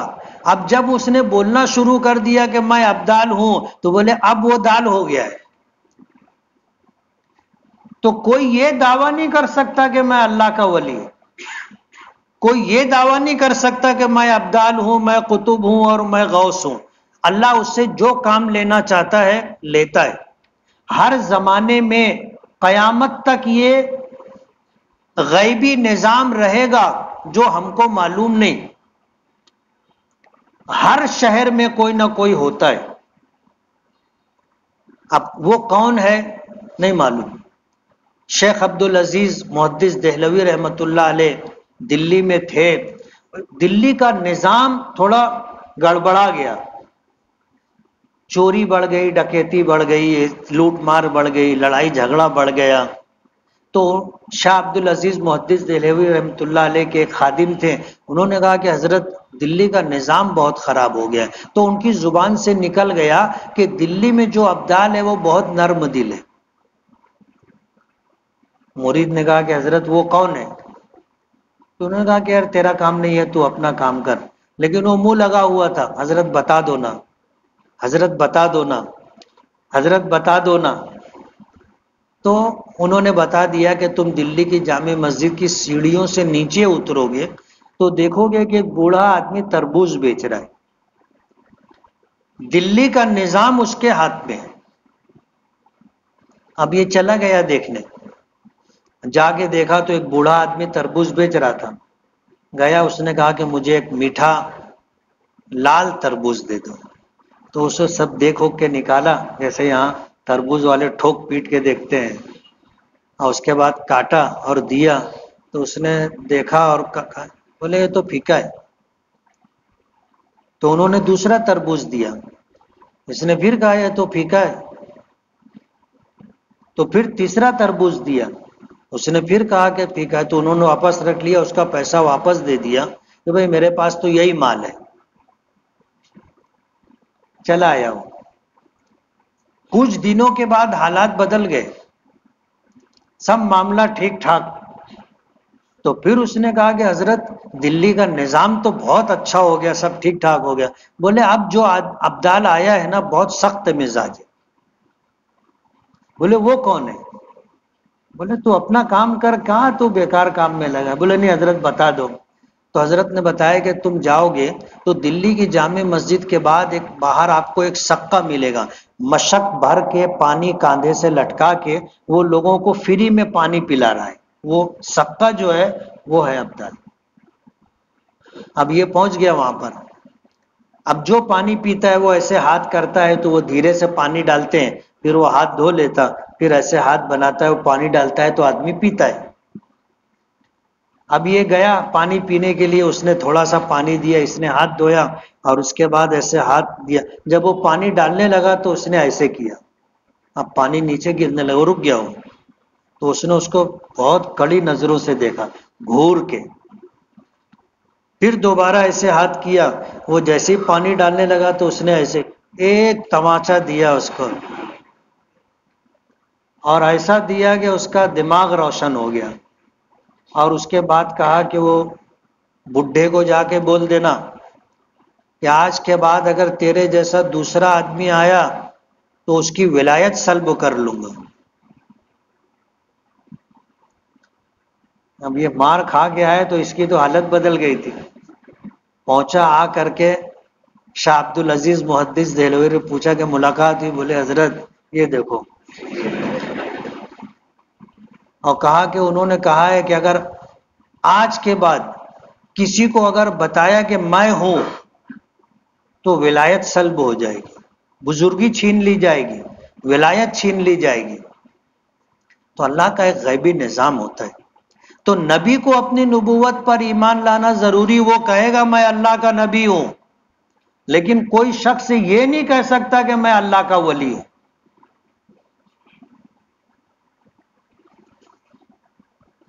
تو مدینہ منورہ پہلے وباؤں کی زمین تھی، اچھی ہو گئی. اب جب یہ لوگ آئے عمرے کے لیے تو اللہ کے رسول صلی اللہ علیہ وسلم نے ان لوگوں کو جو طواف کر رہے تھے یہ حکم دیا کہ سب اکڑ کر کے چلو. تو صحابہ کرام نے پوچھا کہ اللہ کے رسول کیوں؟ تو حضرت جبرائیل نے آ کر کے حضور کو بتایا تھا کہ تم مدینہ گئے، بیمار ہو گئے، مکے والوں میں یہ خبر ہے کہ تم لوگ سب کمزور ہو گئے، اس لیے اپنی جلادت، اپنی مضبوطی، اپنی طاقت اور توانائی ان کو بتاؤ. یہ سب پہاڑوں پہ بیٹھ کر کے تم کو دیکھ رہے ہیں. اس لیے سب ایسے اکڑ کر کے صحابہ کرام نے حضور کے ساتھ بیت اللہ کا طواف کیا. اب وہ جو اوپر بیٹھے ہوئے دیکھ رہے تھے بولے یار کون بولتا ہے کمزور ہو گئے؟ یہ تو جو پہلے ایسا نہیں تھا اب وہ ایسا ہو گیا ہے. جن کو ہم کمزور سمجھتے تھے یہ تو سب پہلوان ہو گئے. اور ظاہر بات ہے دشمنوں کے سامنے اگر اپنی کمزوری آ جائے تو وہ اور زیادہ جری ہو جاتا ہے. اس لیے صحابہ کرام کو حکم تھا کہ اکڑ کر کے. تو طواف کے پہلے 3 چکروں میں رمل کرنا ہے، اکڑ کر کے چلنا ہے. کتنے چکروں میں؟ 3. اور بعد کے جو 4 چکر ہیں ان 4 چکروں میں رمل نہیں ہے، سادہ طواف ہوگا جیسے ہم نارمل طریقے سے چلتے ہیں اسی طریقے سے. ہر چکر استلام سے شروع ہوگا. جب 7 چکر پورے ہو جائیں گے تو ختم ہونے کے وقت پھر استلام کریں گے. کتنے استلام ہو گئے؟ 8. اب جب ہمیں صفا مروہ کی سعی کرنی ہے تو ایک استلام اور کرنا پڑے گا. لیکن طواف مکمل ہوا ہے، اب ہم زمزم پیئیں گے، 2 رکعت نماز واجب الطواف پڑھیں گے. اور یہ نماز بہتر یہ ہے کہ مقام ابراہیم پر یا مقام ابراہیم کی طرف پیچھے ہوتے ہوتے ہوتے ہوتے جہاں آپ کو مطاف کے آخر میں یا مسجد کے حصے میں جگہ ملے آپ پڑھ لیں. جہاں اطمینان سے آپ پڑھ سکے وہاں پڑھیں. آپ لوگ طواف کر رہے ہیں اس میں پڑھنا چاہو گے تو آپ نہیں پڑھ پاؤ گے، لوگ آپ کو ڈھکیل کے ادھر سے ادھر کر دیں گے. اس لیے اطمینان سے آپ پڑھیں. اور پورے حرم میں کہیں بھی آپ واجب الطواف پڑھ سکتے ہو. حرم میں، حرم کے باہر نہیں، حرم میں. اللہ کے نبی صلی اللہ علیہ وسلم نے پہلے 3 چکروں میں رمل کیا، اس کے بعد 4 چکروں میں سادہ چل کر کے آپ نے اپنے طواف کو مکمل کیا. آپ نے واجب الطواف نماز ادا کی، زمزم پیا، دعائیں کی اور ملتزم سے چمٹ کر کے دعائیں کی. اس کے بعد آپ نے پھر استلام کیا، یہ 9واں استلام تھا. اور اس کے بعد آپ صفا پر گئے. صفا پہاڑی پہ جا کر کے آپ نے قرآن کریم کی آیت پڑھی، ان الصفا والمروۃ من شعائر اللہ فمن حج البیت او اعتمر فلا جناح علیہ ان یطوف بہما ومن تطوع خیرا فان اللہ شاکر علیم. آپ کو یاد ہو آپ پڑھ لو، آپ کے پاس کتاب ہو دیکھ کر کے پڑھ لو. اس کے بعد آپ کو نیت کرنی ہے. نیت یہ کرنی ہے کہ میں عمرے کے لیے صفا مروہ کی سعی کی نیت کرتا ہوں. کس کے لیے؟ عمرے کے لیے صفا مروہ کے درمیان سعی کی نیت کرتا ہوں. اے اللہ تو اسے میرے لیے آسان فرما دے اور قبول فرما لے. دعا کریں گے. اس کے بعد صفا سے مروہ کی طرف چلیں گے. ایک طرف جانے کا راستہ ہے، پھر ایک طرف سے آنے کا راستہ ہے. سیدھے ہاتھ سے آپ چلنا شروع کریں گے. درمیان میں ہرا لائٹ ایسے لگا کر کے کچھ حصے کو متعین کیا گیا جس کو میلین اخضرین کہتے ہیں، وہاں آپ کو دوڑنا ہے. اور اس لیے دوڑنا ہے کہ حضرت حاجرہ رضی اللہ تعالی عنہا وہاں دوڑی تھی. تو مرد حضرات دوڑیں گے، عورتیں نہیں دوڑیں گی.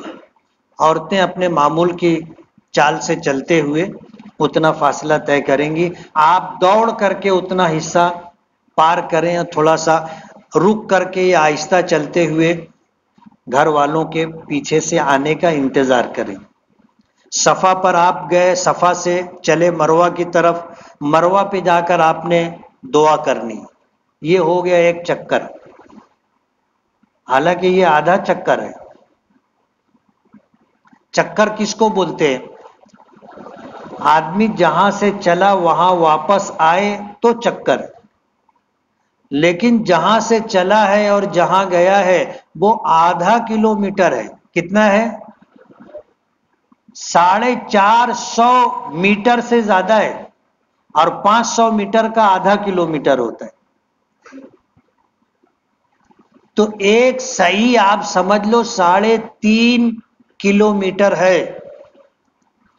اب اگر آج، لیکن اگر یہ چکر ہم ایک ہی مانتے، صفا سے چلے صفا پر آئے تو ایک چکر، تو ایسے 7 چکر ہوتے تو صحیح 7 کلومیٹر کی ہو جاتی۔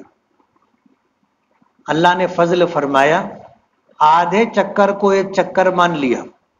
صفا سے چلے مروہ پر آئے ایک چکر، مروہ سے صفا پر آئے 2 چکر، صفا سے مروہ پر گئے 3 چکر، مروہ سے صفا پر آئے 4 چکر، صفا سے مروہ پر گئے 5 چکر، مروہ سے صفا پر آئے 6 چکر، اور صفا سے مروہ پر گئے 7 چکر۔ اب یہ 7 چکر مکمل ہوئے، آپ دعا کر لیں، عمرہ ہو گیا۔ اب جب حضور کا عمرہ اس طرح مکمل ہوا تو آپ کے ساتھ جتنے صحابہ کرام تھے سب نے عمرہ کر لیا۔ جب آپ اپنے مقام پر آئے تو آپ نے اعلان کیا کہ جن لوگوں نے ہدی کا جانور اپنے ساتھ نہیں لایا ہے وہ اپنا سر منڈوا کر کے، بال کٹوا کر کے احرام اتار دیں۔ صحابہ کرام سب ہکا بکا رہ گئے، اس لیے کہ زمانے جاہلیت میں عمرہ کرنا سب سے بڑا گناہ سمجھا جاتا تھا، اور اللہ کے رسول صلی اللہ علیہ وسلم نے عمرہ کیا اور احرام اتارنے کا حکم دیا۔ حضور پاک صلی اللہ علیہ وسلم اپنے ساتھ ہدی یعنی قربانی کا جانور مدینے سے لے کر کے آئے تھے، 30 اونٹ۔ کتنے اونٹ لائے تھے؟ 30 اونٹ۔ اور حضرت علی رضی اللہ تعالی عنہ کو بھیجا تھا یمن کہ تم یمن جاؤ، وہاں اونٹ سستے ملتے ہیں، اچھے ملتے ہیں، تم وہاں سے 70 اونٹ لے کے آؤ۔ تو حضور نے اپنے ساتھ مدینے سے 30 اونٹ اور یمن سے 70 اونٹ، اپنے حج میں حضور نے 100 اونٹ قربان کیے تھے۔ کتنے؟ 100 اونٹ۔ اور ایک اونٹ میں کتنے حصے ہوتے ہیں؟ 700 سمجھ لو حضور نے قربانی کی تھی۔ ہم تو ایک مری بکری ڈھونڈتے سستی والی، ہر حاجی الا ماشاء اللہ سستا جانور وہاں جا کے ڈھونڈتا ہے، اور سستا کیسا رہتا ہے سمجھ سکتے ہو۔ حضور نے 100 اونٹ کاٹے تھے، ذبح کیے تھے، 100 اونٹ اپنے حج میں قربانی کیے تھے۔ صحابہ کرام کہتے ہیں کہ اللہ کے رسول صلی اللہ علیہ وسلم جب قربانی کرنے کے لیے آئے تو یہ 100 کے 100 اونٹ لپک کر کے حضور کی طرف آ رہے تھے کہ میں پہلے حضور کے ہاتھوں قربان ہوں۔ جانوروں میں بھی یہ فدائیت تھی، حضور کے ہاتھوں ذبح ہونا اونٹوں کے لیے بھی فخر کی بات تھی۔ تو صحابہ کرام کہتے ہیں کہ ہم نے ڈنڈے لیے تھے اور ایسے اونٹوں کی گردن میں ایسے ڈنڈا لگا کر کے ان کو روکتے تھے، اور ایک اونٹ کو نکالتے تھے، وہ خود چل کے جاتا تھا اور حضور نہر فرماتے تھے۔ ایک ہوتا ہے ذبح یعنی جانور کے گلے کو کاٹنا، اور ایک ہوتا ہے نہر، یہ گردن جہاں ختم ہوتی ہے، سینہ جہاں شروع ہوتا ہے، یہ حصہ جو ہے یہ نرم حصہ، اس کو یہ منحر کہلاتا ہے، نہر کرنے کی جگہ ایک، اس کو لبا بھی کہتے ہیں۔ حضور نے یہ اونٹ جو ہوتا ہے اس کو نہر کرنا سنت ہے، ذبح نہیں۔ سے چھری یہاں ڈالیں گے اور ایک سائڈ سے ایسے کھینچ دیں گے، آدھا گلا کٹ جائے گا، اور یہ جو چھری جاتی ہے اس کے بالکل سامنے دل ہوتا ہے، جب چھری جاتی ہے تو دل کی رگیں کٹ جاتی ہے، جس سے خون پورے جسم میں سپلائی ہوتا ہے، تو وہ پورا خون وہاں سے نکلتا ہے، جانور ذبح ہو جاتا ہے، جان نکل جاتی۔ تو ہر اونٹ آتا تھا، صحابہ کرام کہتے ہیں کہ حضور نے اپنے ہاتھوں سے 63 اونٹ ذبح کیے تھے۔ کتنے؟ 63 اونٹ۔ اور بقیہ اونٹوں کی قربانی کے لیے حضرت علی کو مامور کیا تھا کہ علی تم ان کی قربانی کرو۔ حضور کی عمر کتنی تھی؟ 63 سال۔ اب جب حضور نے حکم دیا کہ جو لوگ ہدی کا جانور اپنے ساتھ نہیں لائے ہیں وہ سر منڈوا کر احرام اتار دے، تو صحابہ کرام میں تردد تھا کہ ایک نیا حکم ہے، ہم سر منڈوا دیں گے احرام اتر جائے گا۔ اور جب آدمی نارمل حالت میں رہتا ہے تو میاں بیوی کی ملاقات بھی ہوتی ہے، تو صحابہ کرام نے حضور سے تذکرہ کیا اس بات کا کہ اللہ کے رسول ہم احرام اتار دیں گے تو ہم تو اپنی بیویوں سے ملاقات بھی کر سکتے، تو حضور نے فرمایا ہاں کر سکتے ہو، منع نہیں ہے۔ اب صحابہ کرام میں جو تردد تھا، حضور نے فرمایا لو استقبلت مستدبرت ما سقت الہدیہ، کہ اگر مجھے معلوم ہوتا کہ حج کے احرام میں مجھے عمرہ کرنے کا بھی حکم دیا جائے گا تو میں ہدی کا جانور ساتھ میں نہیں لاتا، عمرہ کرتا، سر منڈواتا، احرام اتار دیتا۔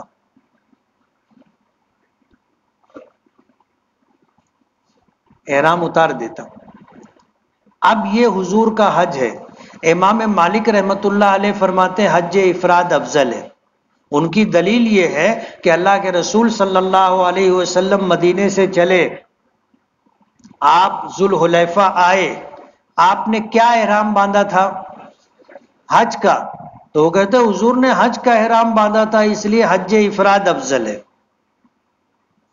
امام شافعی امام احمد ابن حنبل رحمت اللہ علیہ فرماتے کہ اللہ کے رسول صلی اللہ علیہ وسلم حج کا احرام باندھے، عمرے کا حکم آیا، نیت کر لی، مکہ مکرمہ آئے، آ کر کے عمرہ کیا اور سر منڈوا کر احرام اتارنے کے لیے کا حکم دیا ان لوگوں کو جن کے ساتھ قربانی کا جانور نہیں تھا۔ جب ان میں تھوڑا سا تردد جھجک آئی تو حضور نے فرمایا کہ اگر مجھے معلوم ہوتا کہ حالات احکامات بدلیں گے تو میں مدینے سے ہدی کا جانور نہیں لے کے آتا، میں بھی آتا، عمرہ کرتا، سر منڈواتا، احرام اتار دیتا۔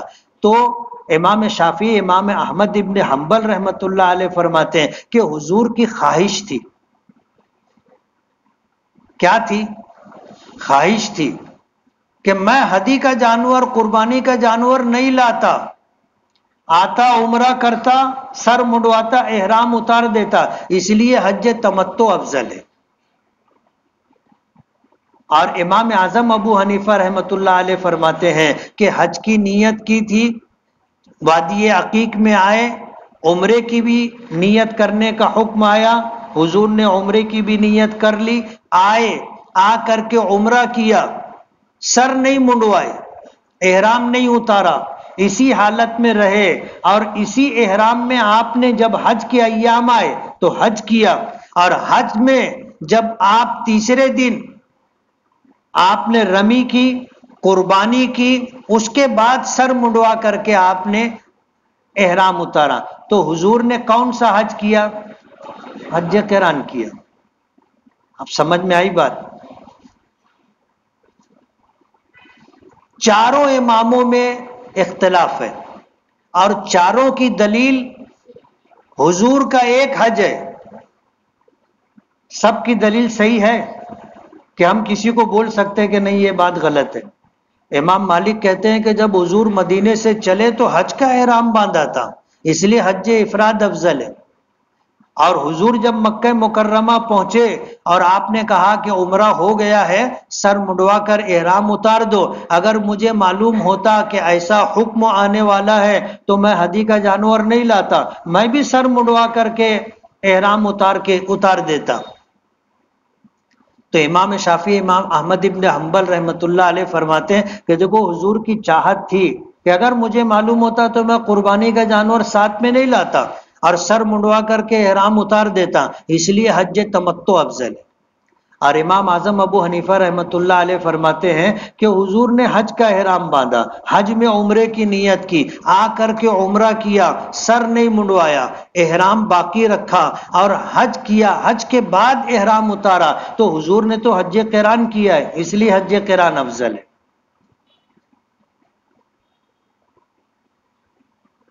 اس لیے چاروں امام برحق ہیں، چاروں امام برحق ہیں، اور ان کے مسائل میں جو اختلاف ہے وہ اختلاف حضور کے اقوال یا حضور کے افعال پر ہیں، اس لیے ہم کسی کو غلط نہیں کہہ سکتے۔ ایک بات اسی سے جڑی ہوئی ایک بات اور بھی ہے کہ اللہ کے نبی صلی اللہ علیہ وسلم کا ہر عمل قیامت تک زندہ رہے اور لوگ کرتے رہے، اس لیے اللہ نے یہ نظام بنایا کہ 4 اماموں کے ذریعے سے حضور کا ہر عمل قیامت تک ہوتا رہے گا۔ یہ اختلاف حضور کے تمام اعمال کو قیامت تک جاری و ساری رکھنے کا ذریعہ ہے، اللہ کا ایک نظام ہے یہ، اس لیے ہم کسی کو غلط نہیں کہتے۔ اور حضور کی سنت کی ایک پہچان یہ بھی ہے، سنت کی ایک پہچان یہ بھی ہے کہ وہ عمل آپ کو پوری دنیا میں ملے گا، پوری دنیا میں ہر جگہ ملے گا، اور لوگ بولیں گے یہ سنت ہے، یہ سنت ہے۔ اور سنت کے مقابلے میں جو بدعت ہوتی ہے وہ ہر جگہ آپ کو نہیں ملے گی، اس لیے کہ وہ حضور کا طریقہ نہیں ہے، بعد کے لوگوں نے اپنے طور پر اس کو ایجاد کیا ہے، تو جہاں کے لوگوں نے اس کو ایجاد کیا وہاں پر وہ طریقہ ملے گا، اور جو لوگ اس کو مانتے ہیں وہ لوگ وہ کام کریں گے، پوری دنیا میں آپ کو وہ عمل نہیں ملے گا اور پوری دنیا میں اس کو کرنے والے لوگ نہیں ملیں گے۔ علماء نے لکھا ہے کہ سنت اور بدعت کی ایک پہچان یہ بھی ہے کہ سنت آپ کو پوری دنیا میں ملے گی، عمل کرنے والے پوری دنیا میں ملیں گے، اور جو عمل سنت نہیں ہے بدعت ہے اس کے کرنے والے آپ کو کہیں ملیں گے، کہیں نہیں ملیں گے۔ تو 99% لوگ حج تمتع کرتے، حج میں جب جانا ہے، اور حج کے قریب جن کی تاریخ آئی ہے ان کو حج قران کرنا چاہیے، اور جن کی تاریخ پہلے آ گئی ان کو حج تمتع کرنا چاہیے، اور جو لوگ احرام کی پابندیاں زیادہ دنوں تک نہیں سنبھال سکتے ان کو بھی حج تمتع کرنا چاہیے۔ یہاں سے جا رہے ہیں تو احرام کیسے باندھا جائے گا آپ کو یاد ہے، اس طرح احرام باندھ لے، نیت کر لے، اور اس کے بعد تلبیہ پڑھ لے، احرام شروع ہو جائے گا۔ اور جب آپ 2 رکعت نماز پڑھ کر کے دعا کر کے نیت کر لیے تو جہاز میں بیٹھنے کے بعد تلبیہ پڑھ لینے کا، جہاز میں بیٹھنے کے بعد تلبیہ پڑھ لینے کا۔ وجہ اس کی یہ ہے کہ جدہ پہنچنے سے آدھا گھنٹہ پہلے ہماری میقات پڑتی ہے، اور اس سے پہلے ہمیں تلبیہ پڑھ کر کے احرام شروع کر دینا ہے۔ اگر ہم نے تلبیہ نہیں پڑھا تو ہمارا احرام شروع نہیں ہوگا، اور یلملم ہم نے ہمارا جہاز پار کر لیا، ہم نے یلملم بغیر تلبیہ پڑھے کراس کر لیا، ہم پر دم واجب ہو جائے گا۔ اس لیے جہاز میں بیٹھے یا نماز جہاں پڑھے نیت کرے وہیں تلبیہ پڑھ لینے کا، اس لیے کہ جہاز میں بیٹھنے کے بعد آدمی ایک دم تھک جاتا ہے، یہاں سے نکلتا ہے جب تو لوگ سونے نہیں دیتے، کھانے بھی نہیں دیتے، اتنے لوگ ملنے جلنے والے آتے رہتے ہیں کہ نہ آدمی کھا پاتا ہے نہ آدمی سو پاتا ہے. اور یہ سفر کر کے 4 گھنٹہ 5 گھنٹہ گیا، وہاں جانے کے بعد بھی بمبئی میں آرام نہیں. اب بولنے کے لیے 4 گھنٹے کا 5 گھنٹے کا سفر ہے، لیکن یہاں سے جو 5 7 گھنٹے لگتے ایئرپورٹ پہ، جو 4 گھنٹے کی رگڑم پٹی رہتی ہے، اور اس کے بعد جب آدمی جہاز میں بیٹھتا ہے تو ایک دم تھک جاتا. اور جہاز اے سی رہتا ہے، آدمی بیٹھتا تھوڑی دیر میں اس کی سو جاتا. اب اگر اس نے تلبیہ نہیں پڑھا ہے اور اسی حالت میں اگر سویا رہا اور میقات پار ہو گئی، دم واجب ہو جائے گا. اب یہ دم ختم کیسے ہوگا؟ اس کو واپس میقات پر آنا پڑے گا، واپس میقات پر آنا پڑے گا، پھر تلبیہ پڑھ کر کے جائے گا تو اس کا احرام شروع ہوگا اور دم ختم ہوگا، اور یہ ہو نہیں پاتا. اس لیے تلبیہ پڑھ لینے کا، ٹالنے کا نہیں کہ یہ لملم آئے گا میقات آئے گا. جہاز میں اعلان ہوتا ہے، جلدی پڑھیں گے آگے، وہ اعلان ہوتا جہاز میں لوگ بولتے اعلان ہوتا، پڑھیں گے نا اپنے. میرے ساتھ میاں بیوی تھے، مالیگاؤں کے رہنے والے تھے، پونا میں ان کی ملازمت تھی. آپ پڑھے لکھے لوگ تھے. کیسے تھے؟ پڑھے لکھے لوگ تھے. بغیر پڑھے لکھے کو سمجھانا آسان ہے،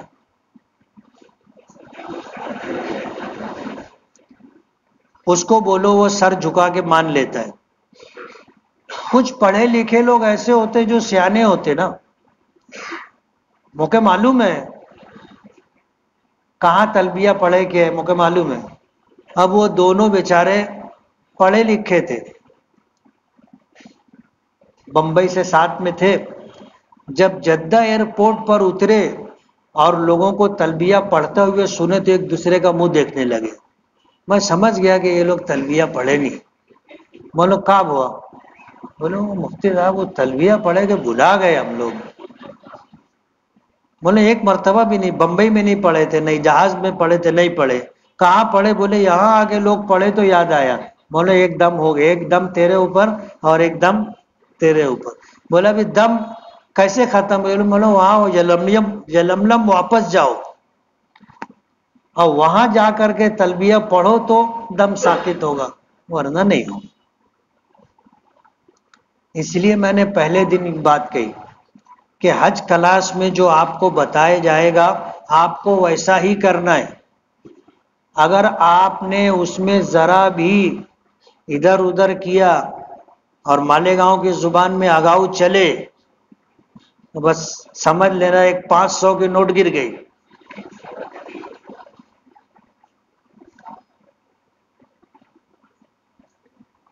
میں نے جمعہ کے بیان میں یہ بات کہی کہ اگر مسلمانوں کی غریبی دیکھنا ہو تو مسجد میں دیکھو.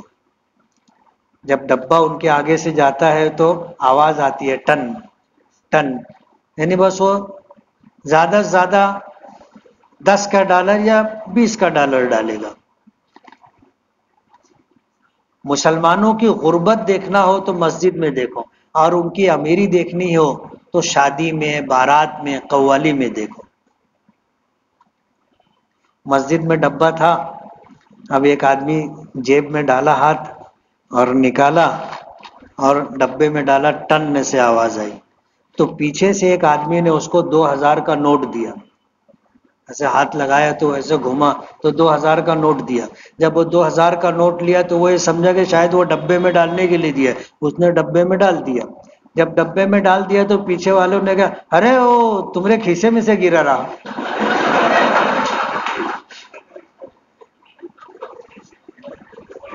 جب تم ڈالر نکالے نا تو 2000 کا نوٹ نا تمہارے جیب میں سے گرا تو وہی میں تم کو اٹھا کے دیا.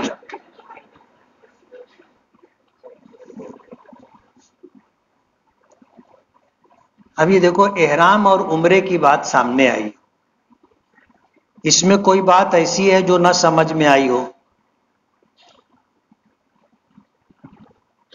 کسی کو کچھ پوچھنا ہے تو پوچھ لو. احرام کیسے باندھا جائے گا سب کو سمجھ میں آ گیا. اور احرام باندھ کر کے جب ہم لوگ پہنچیں گے مکہ مکرمہ، پہلے ہم جدہ اتریں گے. مکہ مکرمہ میں داخل ہونے سے پہلے غسل کرنا سنت ہے. اگر غسل کرنا ہو تو جدہ میں ایئرپورٹ پر غسل خانے وغیرہ ہوتے ہیں، لیکن یہ غسل احرام کی حالت میں ہوگا. آپ صابن نہیں استعمال کریں گے، رگڑ کر کے نہیں نہائیں گے، بس بدن پر سنت کی ادائیگی کی نیت سے پانی بہا لیں گے. اور جب آپ اپنے مقام پر پہنچے، مکہ مکرمہ پہنچے، تو جو کاروائی چلتی ہے وہ پوری کاروائی آپ کو مکمل کرنا ہے. آپ کو معلم کی طرف سے کارڈ دیا جائے گا دو طرح کا.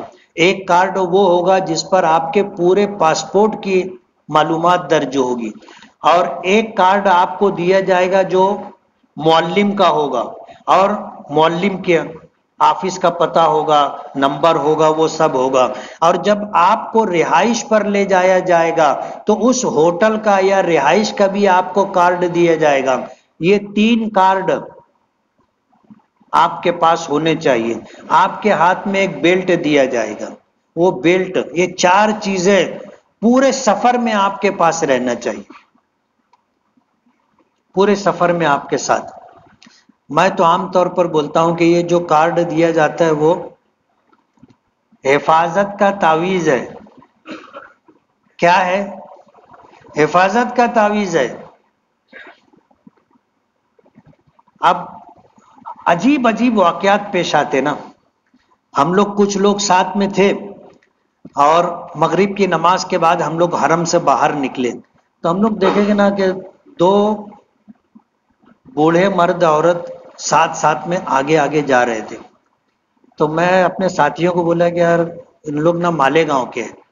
بولے نہیں ہو مفتی صاحب. بولا نہیں مالے گاؤں کے ہیں. ان کا پہراوا بتا رہا ہے، کپڑا بتا رہا ہے عورت کا کہ یہ مالے گاؤں. بولے چلو چیک کریں گے. بولے چلو. اب اس کے بازو میں سے جانے لگے، تب مالے گاؤں والے ایک جملے میں پہچانے جاتے. جیسے ہی وہ بولتا ہے نا مالے گاؤں والی بات، پہچانا جاتا ہے کہ مالے گاؤں کے. اب ان کے بازو سے گزرتے ہوئے ایک نے کہا کب ہے کھائے. بس وہ دونوں بوڑھے مرد عورت متوجہ، بولے تم لوگ مالے گاؤں کے ہو؟ ہم لوگ بولے ہاں مالے گاؤں کے، مالے گاؤں کے. تو میں پوچھا تم لوگ؟ بولے ہم لوگ بھی مالے گاؤں کے. میں اچھا. اب مجھے ان کا نام بھی معلوم ہے، پتہ بھی معلوم ہے، لیکن میں بتاؤں گا نہیں. وہ لوگ کہنے لگے، بولے مفتی صاحب ہم لوگ ہرا گئے، ہم لوگ ہرا گئے. بولو کہاں حیران ہو تم لوگ تو ہو. ارے بولے ہم لوگ کی بلڈنگ جو ہے نا ہم لوگ کے نہیں معلوم کہاں پہ، ہم لوگ ہرا گئے. اچھا بولو تمہارا کارڈ بتاؤ. بولے کارڈ نہیں ہم لوگ کے پاس. بولو کہاں ہے؟ بولو کمرے میں رکھ کے آئے. بولو بیلٹ؟ بولے بیلٹ بھی کمرے میں رکھ کے آئے، ہرا نہ جائے.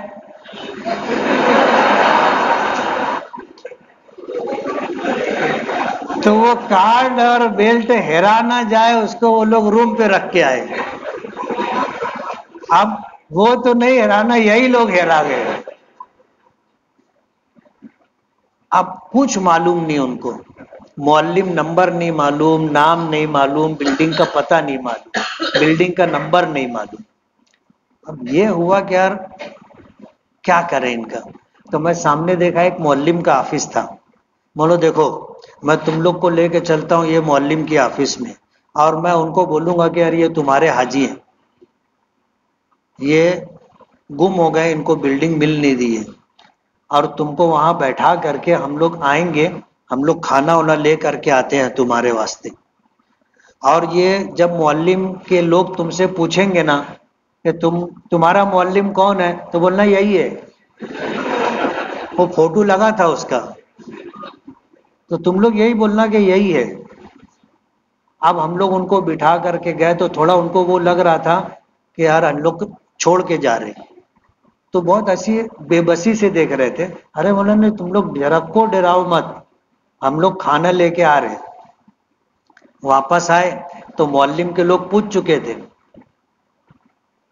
کہ بھائی تمہارا معلم کون ہے. تو یہ بولے ہمارا معلم یہی ہے.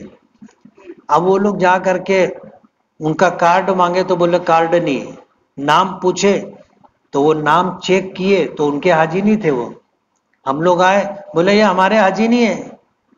ارے میں نے کہا تمہارے حاجی نہیں ہے کون بولتا ہے؟ تو کس کے حاجی ہو؟ بولے اس کے ہی حاجی ہے ہم لوگ. ان کو میں نے کہا کہ تمہارے نہیں؟ بولے نہیں ہماری لسٹ میں نہیں ہے. میں نے کہا تم ایک کام کرو، تم تھوڑا چیک کرو کہ یہ نام کے حاجی کس معلم کے پاس ہے. تو وہ کمپیوٹر میں پورا چیک کر کے معلم کا نام، نمبر نکالا، ایڈریس نکالا. پھر ان دونوں کو ہم لوگ وہاں لے کر کے گئے اور پھر وہاں سے ان کو ٹھکانے پر پہنچایا گیا. اور اتنے میں 4 گھنٹہ لگا. کتنے گھنٹے؟ 4 گھنٹے. اس لیے جو کارڈ آپ کو دیا جائے گا وہ حفاظت کا تعویذ ہے. کبھی اگر خدا نہ خواستہ آپ بھٹکے تو آپ کارڈ کے اوپر آپ کا ایڈریس ہوگا، بلڈنگ نمبر ہوگا، اور آپ کسی سے پوچھو گے تو آپ کو بتا سکے گا. اور اگر کارڈ نہ ہیرائے تو پھر تم لوگ ہیرا جائیو. اس لیے یہ 4 چیز ساتھ میں رکھنے کا. یاد رہے گی یہ بات. جب آپ مکہ مکرمہ پہنچو گے اپنی قیام گاہ پر، وہاں جا کر کے اپنا سامان اطمینان کے ساتھ اپنے کمرے میں آپ رکھ دو. آپ کو کیا پلنگ دیا گیا ہے وہ سنبھال لو. اور پھر وہاں سے غسل کر کے اگر طبیعت میں تھکان ہے، آرام کا تقاضا ہے، آرام کرو. فوراً جا کر عمرہ کرنا ضروری نہیں ہے. بعض لوگ کو بہت جلدی رہتی، جلدی کا کام. ہاں یاد رکھنا کیسا ہے کہ ٹھیک ہے تمہارے اندر طاقت ہے، ہمت ہے، لیکن گھر والے جو ساتھ میں ہیں وہ اگر تھکے ہوں گے تو پھر اس وقت عمرہ کرنا مناسب نہیں. آپ آرام کر لو، سو کر کے اٹھو، نہاؤ، سنت کی نیت سے فریش ہو جاؤ، اب عمرے کے لیے جاؤ. اور جب سے ہم نے احرام باندھا تھا وہاں سے تلبیہ ہم پڑھتے رہیں گے. حضور نے فرمایا سب سے اچھا حج وہ ہے الحج والسج، جس میں تلبیہ زیادہ سے زیادہ پڑھا جائے اور جس میں قربانی زیادہ سے زیادہ کی جائے. تو حضور نے پورے سفر میں تلبیہ پڑھا اور مدینے سے مکے کا سفر 10 دن کا تھا. اور اس کے بعد حضور نے قربانی کتنے اونٹوں کی تھی؟ تو حضور نے فرمایا الحج والعج والسج، حج سب سے افضل حج جس میں خوب کثرت سے تلبیہ پڑھا جائے اور جس میں زیادہ سے زیادہ قربانی کی جائے، وہ بہترین حج. اپنے مقام پر پہنچ کر کے تلبیہ پڑھتے ہوئے آپ جاؤ، نگاہیں نیچی ہوں، سر جھکا کر کے چلو، نظر نیچی کر کے چلو. کل میں نے جو آخر میں بات کہی تھی کہ ہم لوگ گنہگار ہیں، ہم لوگ گنہگار ہیں، یہ اس کا کرم ہے کہ اس نے بلا لیا، ورنہ ہم سے زیادہ مال رکھنے والے لوگ حج کے لیے نہیں جا سکے، بغیر حج کیے مر گئے. اس کا کرم ہے، ہماری اوقات نہیں تھی اس پاک سرزمین پر قدم رکھنے کی. اس احساس کے ساتھ ہمیں مسجد حرام کی طرف جانا ہے، سر جھکا ہو، نگاہیں جھکی ہو. اور جس وقت آپ مسجد میں پہنچو تو مسجد میں داخل ہونے کی دعا پڑھو، نظر نیچی کر کے چلو، اس لیے کہ جیسے ہی آپ گیٹ پر پہنچو گے آپ کو سامنے بیت اللہ نظر آئے گا. ایسی تعمیر انہوں نے کی ہے کہ جیسے ہی آپ دروازے پر آؤ گے آپ کو پورا ایسے بیت اللہ دکھے گا. اور یہ آپ کی پہلی نظر ہے جو بیت اللہ پر پڑے گی. اور دنیا بھر کے لوگوں کا تجربہ ہے کہ پہلی نظر جو بیت اللہ پہ پڑتی ہے، جو دعا مانگو گے وہ دعا قبول ہوگی. آپ ادھر ادھر دیکھتے رہو گے، نظر پڑ جائے گی، دعا کرنے کا موقع ہاتھ سے نکل جائے گا. اس لیے نظر نیچی کر کے آپ چلو. چلتے رہو. جب آپ مطاف میں پہنچ جاؤ گے تو جو چلنے کا راستہ ہے تھوڑا سا ہٹ کر کے کنارے کھڑے ہو کر کے آپ دعا مانگنا شروع کرو. اور جب دعا مانگتے مانگتے دعا کی کیفیت بن جائے اور دل بھی دعا میں شامل ہو جائے، پھر نظر اٹھا کر کے بیت اللہ کو دیکھو اور جو مانگنے کا ہے اس تھوڑے وقت میں مانگ لو. اس لیے کہ پلک جھپکی ایک نظر ختم.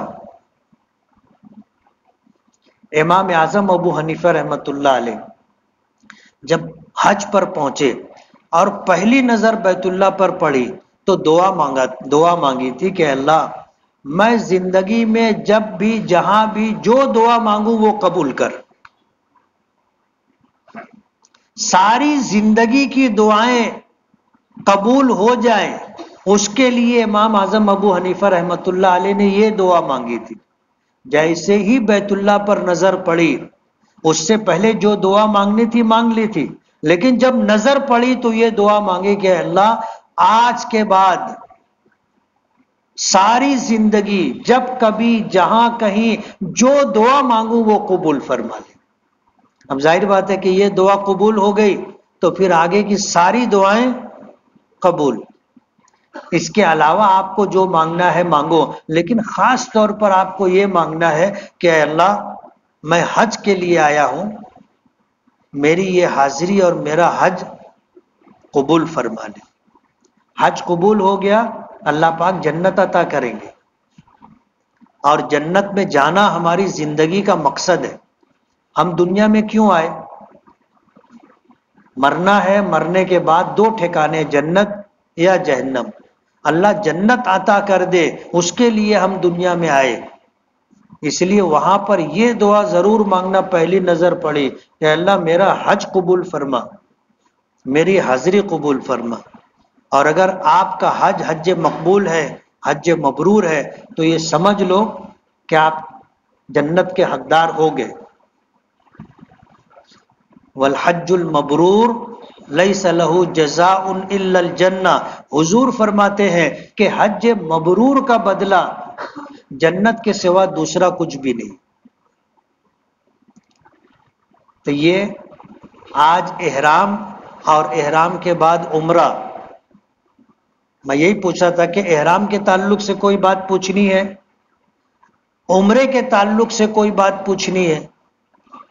طواف میں کتنے چکر ہوتے ہیں؟ 7. مالیگاؤں کے حاجی ہم لوگ کے ساتھ تھے،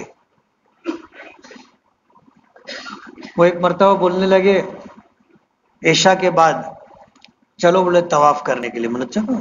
ہم لوگ اپنے اپنے کمروں سے نکلے، نیچے آئے. اب اپنے پیچھے تو کام لگا رہتا ہے. او مفتی صاحب اپنے رکے، ایک مسئلہ ایک نے پوچھا، دوسرا مسئلہ، تیسرا مسئلہ. اب وہ لوگ کھڑے تھے، کھڑے بہت. میں نے کہا تم لوگ چلو میں آتا ہوں. اب وہ لوگ آگے چلے گئے. اب میں ان لوگوں سے نمٹ کر کے جانے لگا تو وہ واپس آ رہے تھے. بولو کیا ہوا؟ بولے کچھ نہیں ہوا. بولے واپس کیوں جا رہے ہو؟ بولے ہو گیا نا. بولے طواف ہو گیا؟ بولے ہاں طواف ہونا. کیا طواف ہو؟ بولے طواف 2 طواف ہو گیا. میں حیران ہو گیا، مولا اس میں تو 2 چکر ہوا ہوگا مشکل سے، یہ 2 طواف بول رہے تھے. بولے طواف کس کو بولتے؟ بولے ایک چکر مارے ایک طواف، دوسرا چکر مارے. یہ مالیگاؤں کے حاجی لوگ تھے. اس لیے حج کلاس شروع کی گئی، اور الحمدللہ مالیگاؤں کے لوگ جا کر کے اتنا بہترین حج کرتے ہیں کہ ان کے ساتھ دوسرے شہروں کے جو لوگ ہوتے ہیں وہ ایسا سمجھتے ہیں کہ یار یہ پہلی مرتبہ نہیں، کئی مرتبہ آ چکے، ان کو سب معلوم ہے. اس لیے حج سیکھ کر کے کرنا ہے. کل کچھ لوگوں کی بات آئی تھی کہ ابھی نماز کی پہلے کلاس لے لو پھر حج. تو ان سے میں نے کہا کہ یار دیکھو حج شروع ہو گیا ہے تو پہلے حج مکمل کر لیتے ہیں، اور انشاءاللہ ایک دن حج کلاس، ایک دن نماز کے لیے ایک کلاس لیں گے. چلے گا نا؟ چلو. سبحان اللہ و بحمدہ، سبحانک اللہم وبحمدک نشہد ان لا الہ الا انت نستغفرک ونتوب الیک۔ دیکھو